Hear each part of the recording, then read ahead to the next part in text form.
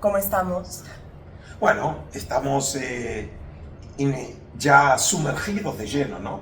En el tema de María Magdalena. Me queda claro. Ustedes, público, están viendo los episodios por diferentes semanas. Nosotros llevamos aquí un par de horas discutiendo el tema de María Magdalena y tratar de entender por qué se construyeron tantos mitos alrededor de ella, empezando por el que me enseñaron de niña. María Magdalena fue prostituta, pero también era una gran seguidora de Jesús y después era una señora con muchísimo dinero. Y ahora viene el tema que muchas personas como yo decimos: ¿en qué momento se construye el mito o la historia de que María Magdalena era la esposa de Jesús o la amante? Que mira, yo no lo vería mal en el mundo normal de los humanos, es bastante entendible, pero esto ha generado muchísima polémica. Hay gente que dice absolutamente no es posible, hay otros que dicen que sí, pero el punto esencial aquí es entender cómo nace este mito o este concepto. Entonces, fíjate, Andrea. Primero, ¿por qué todo esto es posible? Porque la información básica que tenemos sobre María Magdalena es muy fragmentada. Y como tenemos tanto vacío de información, obviamente la tradición llena esos vacíos. La tradición y los conceptos de cada sociedad en su tiempo que le corresponde. Tal cual, es decir, lo que vemos es cómo grupos van moldeando esa figura, ¿sí? Que ya es el resultado ahora de la historia, de la interpretación o la exégesis de los textos. En los episodios anteriores tratamos nosotros de apegarnos a lo que dicen los textos. Obviamente que en muchos casos también estamos obligados a interpretarlos, pero en un caso nosotros recurrimos, por ejemplo, a la arqueología, que nos permite entender la arqueología sobre esa realidad histórica que tiene que ver con Magdala, si realmente la referencia de María Magdalena como la Magdalena haría referencia a esta ciudad, que es la ciudad de Magdala Tariquea.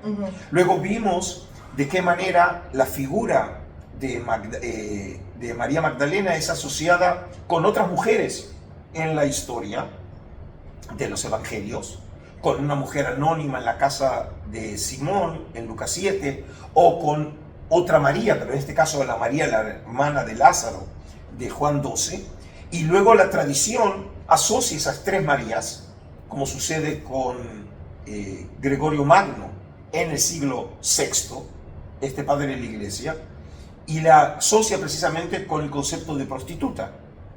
Luego vimos que en los propios evangelios la figura de María Magdalena tiene un lugar destacado, porque no solamente juega un papel central ella y otras mujeres en el momento de la crucifixión, sino también en la escena de la sepultura. Y específicamente teníamos ese texto tan importante y único que aparece en Juan capítulo 20 y que es el tema, digamos, el puntapié inicial del encuentro de hoy, en donde Jesús se le aparece a María Magdalena. Y para recordarles de qué estamos hablando, con el permiso de ustedes voy a volver a leer este texto, que es el puntapié inicial del día de hoy. Okay. En Juan 20 tenemos lo siguiente, a partir del versículo 11. Estaba María junto al sepulcro fuera llorando, y mientras lloraba se inclinó hacia el sepulcro, y ve dos ángeles de blanco, sentados donde había estado el cuerpo de Jesús, uno a la cabecera y otro a los pies. Dícenle ellos: mujer, ¿por qué lloras? Y ella le respondió: porque se han llevado a mi Señor, y no sé dónde le han puesto. Dicho esto, se volvió y vio a Jesús de pie, pero no sabía que era Jesús. Es decir, aquí la escena se divide en dos partes. Una es un primer diálogo en donde María Magdalena aparece hablando con los ángeles, sin hacer referencia a que esté acompañada de otras mujeres. Y ahora aparece el momento en donde hay un diálogo íntimo, ¿sí?, entre María y una persona que el autor, el evangelista, ya lo identifica como Jesús, pero ella, digamos, en la realidad narrativa, no sabe que está hablando con Jesús. Y entonces el diálogo es el siguiente. Le dice Jesús: mujer, ¿por qué lloras? ¿A quién buscas? Y ella, pensando que era el encargado del huerto, es decir, esto explica por qué, por ejemplo, en la historia de la exégesis se lo ve, por ejemplo, a Jesús con una pala en la mano, ¿sí?, suponiendo que era un hortelano, y de aquí que entiende que la tumba formaba parte de un jardín o un lugar, digamos, en donde aparece precisamente árboles y vegetación. Le dice: Señor, si tú lo has llevado, dime dónde lo has puesto y yo me lo llevaré. Jesús le dice, y entonces después de este diálogo, en donde no supone que ella lo haya reconocido a él, Jesús le dice: María. Y entonces el hecho de que ahora este personaje, que ella creía que era simplemente el hortelano, la identifica por su nombre, ella entonces reconoce ahora quién es. Ella se vuelve y le dice en hebreo Rabuni, que quiere decir maestro. Y ahora voy a volver sobre este texto. Y entonces dícele Jesús, y ahí habíamos hablado que el texto original en griego lo que significa es: no me retengas, que todavía no he subido al Padre, es decir, no quiero quedarme en este mundo, ¿sí? Yo tengo que ahora, ya no formo parte de este mundo, yo tengo que volver con mi Padre al cielo.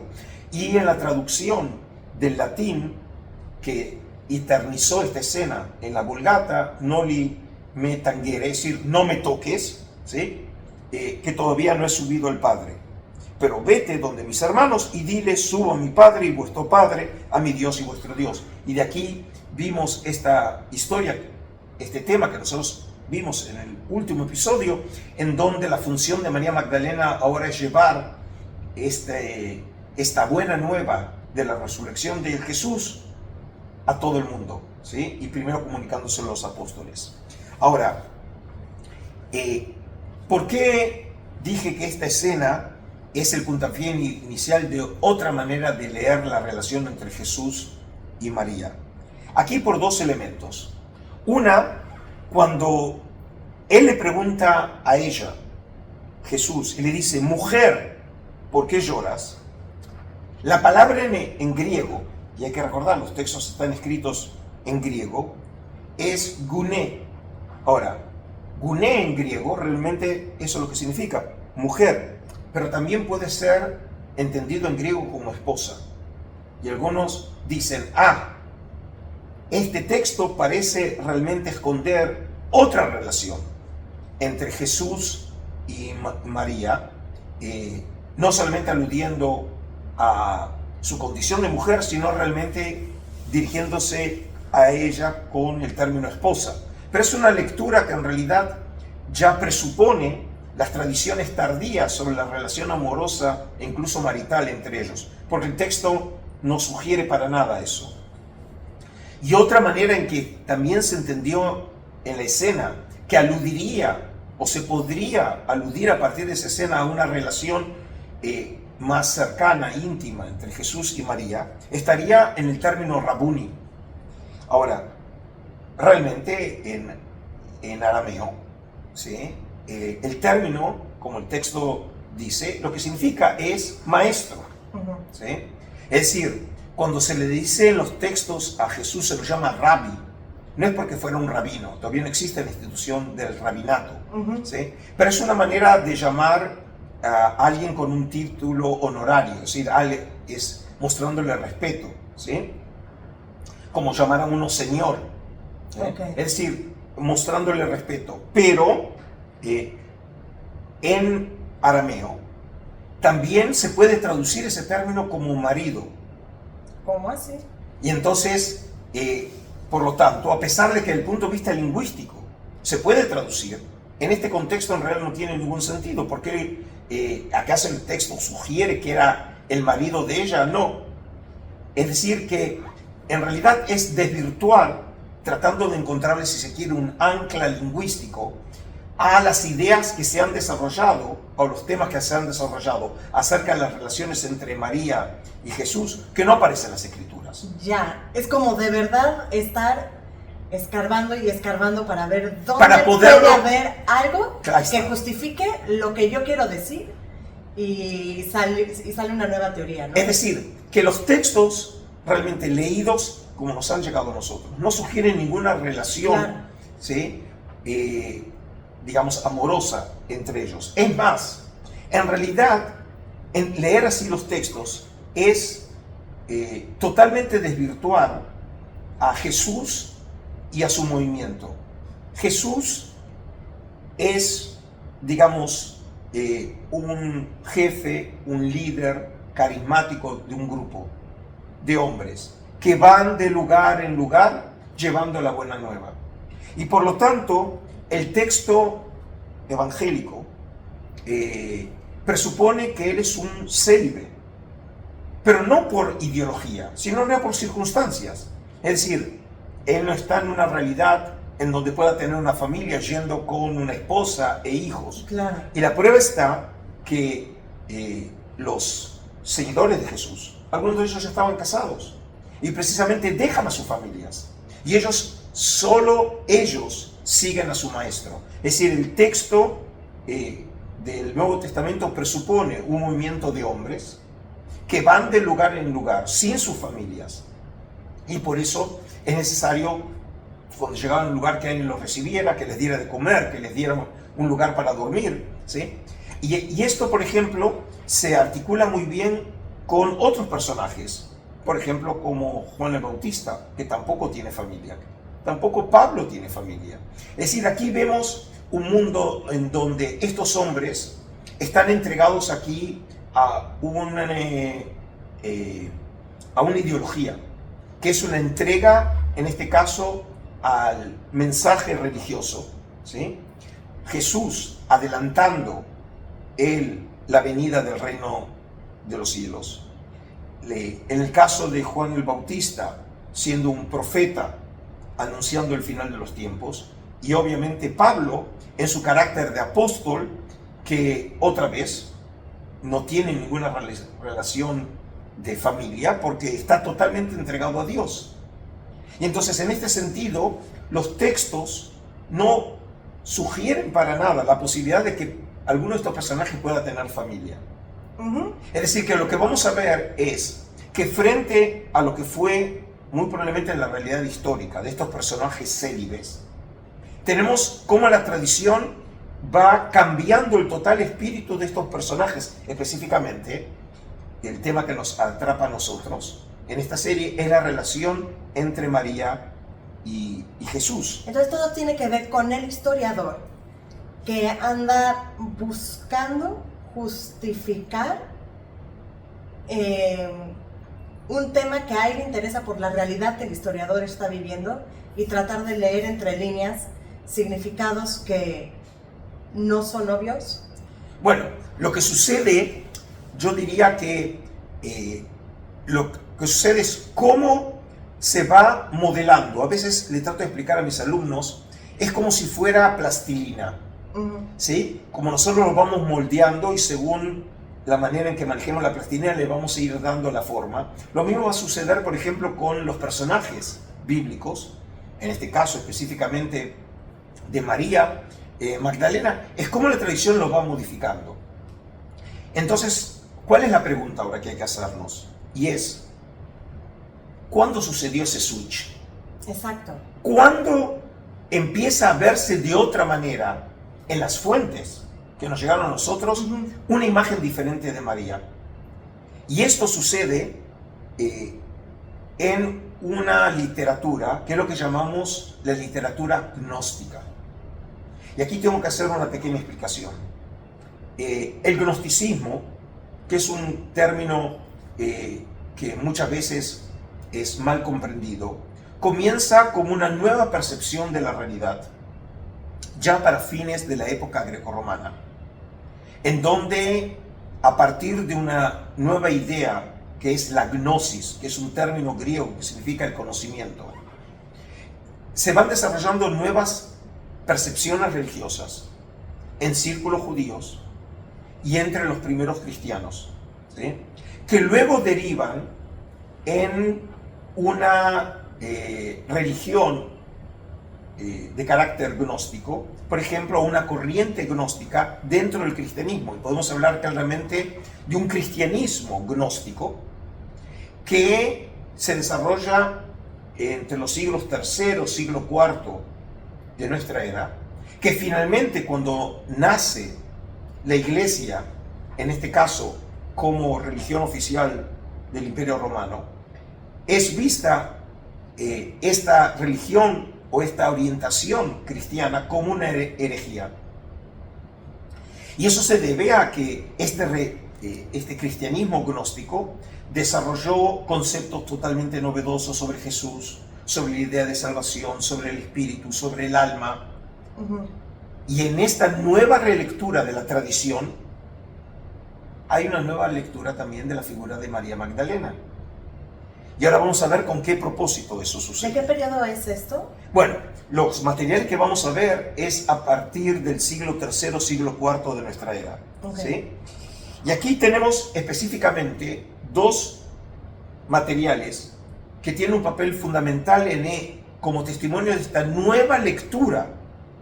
En otro momento de la historia del cristianismo antiguo, lo que llamamos el cristianismo gnóstico, y uno de ellos es un texto conocido como el Evangelio de María. Este texto, en donde se alude a María Magdalena, es un texto que fue descubierto en 1896 y aparece en tres tipos de materiales. Uno es en un códice escrito en copto, que se lo conoce como el Códice de Berlín. Códice es un libro, ¿sí?, que era una tecnología que habían desarrollado los romanos y que los cristianos adoptan muy rápidamente como tecnología para escribir y transmitir el conocimiento. Y luego se encontraron fragmentos de esta obra en lo que fue el texto original, que luego lo conocemos en versión en copto, que es en griego. Y por ejemplo, ustedes están viendo ahora imágenes de este fragmento papiro encontrado en una región de Egipto, Oxirrinchus, que es una zona muy rica que por la sequedad de Egipto permitió recuperar gran cantidad de materiales escritos, de este texto que se lo conoce como el Evangelio de María. Y aquí es muy importante lo que sucede, porque aquí se hace referencia a conocimiento que tenía María, que no tenían los apóstoles, es decir, donde ella había sido privilegiada por revelaciones de Cristo solamente a María. Y en el Evangelio de María, en el capítulo 10, hay una escena que abre lo que sería la segunda parte de esa obra, en donde hay un diálogo entre Pedro, el gran líder del movimiento, el que había estado tan cerca de Jesús, ¿sí? Y el diálogo es así. Pedro dijo a María: hermana, nosotros sabemos que el Salvador te amaba más que a las demás mujeres. Explícanos las palabras del Salvador que recuerdes, las que tú conoces y nosotros no conocemos, las que nosotros no hemos oído. Y María contestó diciendo: lo que está oculto para vosotros, yo os lo anunciaré. Es decir, aquí lo que tenemos es una tradición en donde reconoce que María tenía un lugar de privilegio en el movimiento. Incluso el propio Pedro reconoce en esta tradición que ella era amada por Jesús. Ahora, la pregunta es, ¿qué se quiere dar a entender por el término amada? Uno, por supuesto, podría entenderlo de una manera literal, y por lo tanto era la amante de Jesús. Por lo tanto, el texto sugiere que tiene una relación íntima, incluso sexual, con Jesús. Pero el texto, si lo leemos bien, en realidad apunta a que ella era una preferida de Jesús, en el sentido que era el alumno, la alumna predilecta, y por eso él la beneficia a ella con revelaciones que los apóstoles no conocían. Significa que aquí la tradición gnóstica supone que ellos conocían tradiciones que no habían llegado de manera tradicional por medio de los apóstoles, que era lo que argumentaba la ortodoxia cristiana, ¿sí? Sino que ellos tenían tradiciones alternativas, lo que diríamos en términos modernos, si querés, si una es la versión CNN, la otra es versión Fox News. Es decir, ella tiene la versión Fox News, lo que significa que cómo explicaban los gnósticos cristianos que conocían tradiciones alternativas, porque lo habían recibido por otro canal de información. Y en este caso, ¿quién fue ese canal de información? María. Y no en este caso la tradicional, que era a través de Pablo y de los apóstoles, ¿sí? Ahora, esta tradición aparece ahora combinada con otro texto que aquí se encontró de una manera diferente, y es el Evangelio de Felipe. El Evangelio de Felipe es un texto que se encontró en otro lugar de Egipto, Nag Hammadi, en 1945. Es decir, 2 años antes de que se descubrieran los rollos del Mar Muerto, se encuentra aquí un descubrimiento espectacular, según el cual entendemos que cristianos gnósticos, en el momento que el cristianismo ortodoxo entiende a este cristianismo como una herejía, por lo tanto se prohíben todos los materiales que ellos habían producido. Pero para beneficio de la humanidad, en vez de destruir esos materiales, ¿qué hicieron? Los escondieron. Y los escondieron en vasijas. Y entonces en 1945, de manera casual, en un descubrimiento que recuerda mucho el descubrimiento de los rollos del Mar Muerto, un falaj árabe encuentra en vasijas, en este caso no rollos, sino códices, no escritos en arameo o en hebreo, como es la mayoría de los rollos del Mar Muerto, porque hay muy pocos en griego, sino en copto, y por lo tanto es material cristiano y no material judío. Pero como dije, es el descubrimiento más espectacular de manuscritos antes de los rollos del Mar Muerto, 2 años después, en 1947, y uno de ellos es el Evangelio de Felipe. En este caso es un texto hallado en copto, y Felipe es uno de los discípulos de Jesús. Y en este caso tenemos 2 lugares en este texto, que en este caso es claramente, como dijimos, un texto gnóstico, que se encontró en la biblioteca gnóstica de Nag Hammadi, en donde se alude a una relación también particular entre Jesús y María Magdalena. Uno de estos textos es en la sección 32 del Evangelio de Felipe, que dice lo siguiente: había 3 que iban con el Señor en toda ocasión: María, su madre, su hermana y María Magdalena, a quien se llama su compañera. Y termina diciendo, porque su hermana, su madre y su compañera se llamaban María. Es decir, el texto obviamente conoce esta tradición, que muchas mujeres eran llamadas María, Mariam, ¿sí? O Miriam en hebreo, y una de ellas era María Magdalena, pero ella se destacaba por ser su compañera. Y esta tradición, que otra vez aludiría a una relación íntima, cercana, por parte de María Magdalena, se encuentra ahora desarrollado en otro pasaje, en el mismo Evangelio de Felipe, en la sección 55-56, donde dice lo siguiente: la Sofía, dijimos, ese es un término central en el mundo gnóstico, que es la Sofía, es el conocimiento, es llamada la estéril. Y la compañera del Salvador es María Magdalena. A esta el Salvador la amaba más que a todos los discípulos, y la besaba en la boca muchas veces. El resto de los discípulos le dijeron: ¿por qué la ama más que a todos nosotros? Y el Salvador respondió diciéndoles: ¿por qué no os amo como a ella? En la oscuridad, un ciego y alguien que no ve no son diferentes uno de otro. Pero en cuanto llega la luz, el que ve será la luz, y el que está ciego continuará en la oscuridad. Aludiendo aquí que ella, ¿sí?, María Magdalena, como discípula de Jesús, conoce verdades que ellos no entienden, ¿sí? Y por eso ella es receptora de este conocimiento. Entonces, fíjate en qué situación estamos, Andrea. Tenemos un texto que hablaba que él amaba, y podemos decir que no necesariamente alude el texto a que tenía una relación amorosa, sino en el sentido que sentía por ella predilección.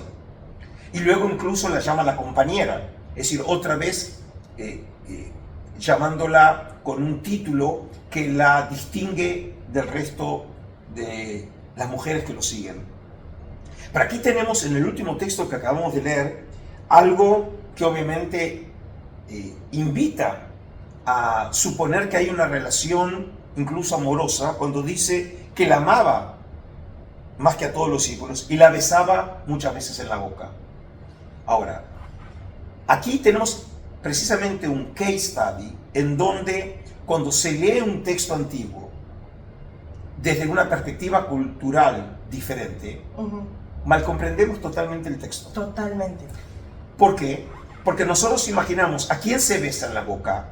Bueno, en una relación amorosa, obviamente nosotros imaginamos que eso implica que estamos frente a una relación incluso de pareja.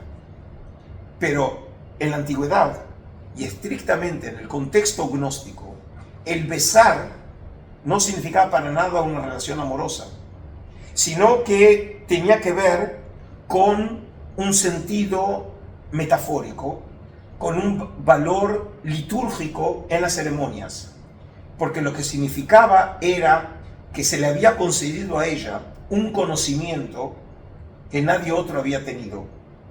Es decir, que el utilizar la imagen del beso en la boca, que probablemente figuraba como parte del ritual iniciático entre los cristianos gnósticos, en el texto ya sugiere un sentido alegórico precisamente a este conocimiento esotérico que le había llegado directamente de Jesús por medio de María Magdalena a los cristianos gnósticos. Y ellos decían que ellos eran herederos de ese conocimiento que había recibido María Magdalena, que era totalmente, como dijimos, alternativo al conocimiento tradicional que había sido transmitido por los apóstoles y por Pablo, es decir, por los hombres, en este caso por una mujer. Obviamente, utilizando la imagen de María Magdalena como una imagen alternativa por medio de la cual les llegó a ellos el conocimiento que ellos decían que era el verdadero cristianismo, que luego en las luchas del cristianismo antiguo fue considerado una herejía y fue dejado de lado por la iglesia, incluso criticado por la ortodoxia cristiana, y que si no fuera, en este caso, gracias a la arqueología, estos materiales se hubieran perdido y no nos hubiéramos enterado de nada. Pero obviamente no tiene nada que ver el uso de esa expresión que besaba en la boca o que era la amada con una relación marital. Lo que muestra era el valor que ya tenía María Magdalena en un círculo cristiano alternativo al oficial, que es precisamente el cristianismo gnóstico, cómo María Magdalena fue vista como un canal por medio del cual se transmitió un conocimiento alternativo. Ahora fíjate lo que pasó. Esto es lo que nos llegó por medio de la arqueología o del descubrimiento de manuscritos antiguos. Pero si estamos hablando ahora de manuscritos, quiero ahora traer una historia que tiene que ver con manuscritos, pero tiene que ver también con algo también que va a estar asociado a la figura de María Magdalena, que son escándalos. Y este escándalo tiene que ver con un pequeño fragmento de papiro que ustedes ahora pueden ver en imagen, que es una pieza que se dio el anuncio público de la existencia en el mes de septiembre del año 2012 por una profesora de la Universidad de Harvard, Karen King.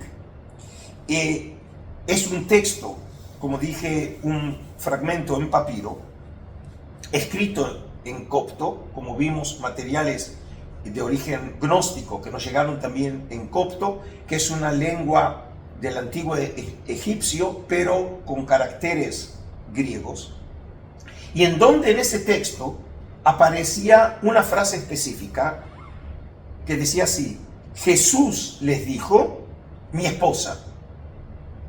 Como te podés imaginar, este texto reflejó una verdadera revolución en el estudio, porque algunos dijeron, significa que había una tradición alternativa en el antiguo cristianismo, que Jesús realmente estuvo casado. Ahora, según esta profesora, este documento era un documento en copto, pero que no había sido escrito originalmente en copto, sino que era una traducción del siglo IV de un texto probablemente escrito en griego de la segunda mitad del siglo II. Ahora, según ella había afirmado, este texto no decía nada, no tenía ningún valor en cuanto a Jesús como personaje histórico, de que realmente haya estado casado en la realidad, pero sí podía aludir a una tradición más tardía en donde se hablaba sobre una relación marital sobre Jesús.